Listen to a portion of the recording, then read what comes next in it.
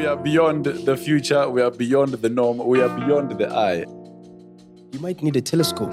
Doesn't matter whether your talents are from far or close by. We are beyond the eyes.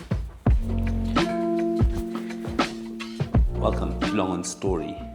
So last time around, I made some big, bold claims that there might be a better solution to the Copyright Amendment Bill Act of 1978 that the actors are trying to fight against and hoping that they can create a better future for themselves.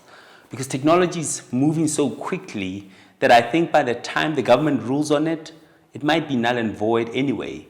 But the question the actors have will still remain. Can you make a living as an actor? Now, it's a great question, and I think a question as old as time. It gets asked every place on this earth, this continent, in the US, in Europe, which is, how do actors make a living that takes care of them over the long time?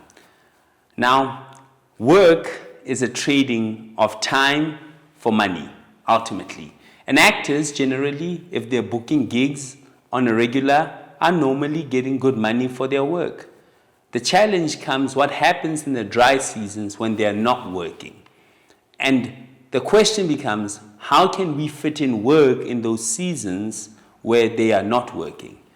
And we talked a little bit about vertical integration, that maybe that is the season when they can be pushing the work that they have already done, especially on the continent where we have so many stories that go undistributed and unmarketed. Musicians have given us a little glimpse at this.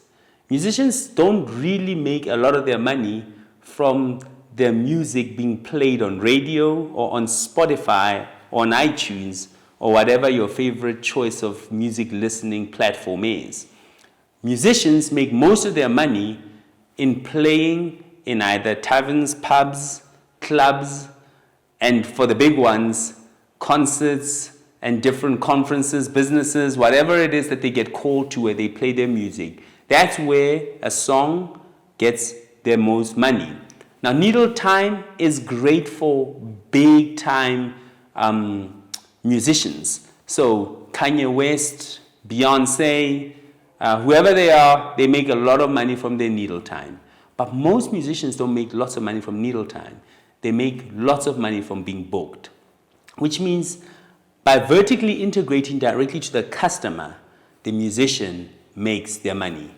The actor, on the other hand, makes their money from acting, which is a good thing. So when I call an actor to our set, to our film, to say, hey, can you please play this role? They come, they play that role. But normally what that means is I've booked them at most for a month if they're on the lead, one of the leads, at least on this continent. So for a month's worth of work, it's very difficult to say that a month's worth of work should pay that person for the rest of their lives. That's going to be very, very difficult to achieve. What I do suggest, though, is if that month gets extended to 6 months, it has a better chance of taking care of that same person for maybe a year. The difficulty we have is that our way of distributing and marketing will look different to what it looks like for the North American market. Now, in North America, you can go to maybe a Tonight Show or a Daily Show and talk about your movie, and people go to the cinema to watch. Because when they go to cinema to watch, they're going to 40,000 cinemas. If you go on, say, Newsroom Africa, ENCA, SABC, or whatever channel that you go and try to talk and market about your movie, you only have, on the whole continent, 1,700 theaters that you are distributing to. So for us to properly distribute, we might have to take a leaf out of the musician's page, which means we have to hit the ground hard. What I'm suggesting is that actors, along with directors, producers, we need to hit the towns and cities and get the movies to the people. I think that is how we vertically integrate forward, that we come closer to the consumer and the customer. We know that our consumer and customers want to see their stories told. We know that they enjoy it when they see the actors who act in their favorite stories in front of them. The difficulty is there's currently a gap between that and them seeing them in person. Our musicians have showed us the way. We might need to follow. This doesn't solve all the problems for the actors, This doesn't necessarily ensure that all our actors are paid, but I think it takes a step in a direction. And it ensures that there is true value in the movies and the stories that we tell. Now, if you can find an ounce of that value, and maybe it multiplies 4 times over, so a movie that was made for 2 million has a chance of making 8 million, instead of scraping by to just return that investment that it made. I think if you can start making 8 million, then we can maybe start to have a conversation about the actors who can push the movie the best to the customer need to be paid the best. That's just a suggestion. It's just a thought. We look at actors who've managed to vertically integrate differently. We talk a lot about Tyler Perry, who was a writer-director of a theater company, the Tyler Perry Theater Company.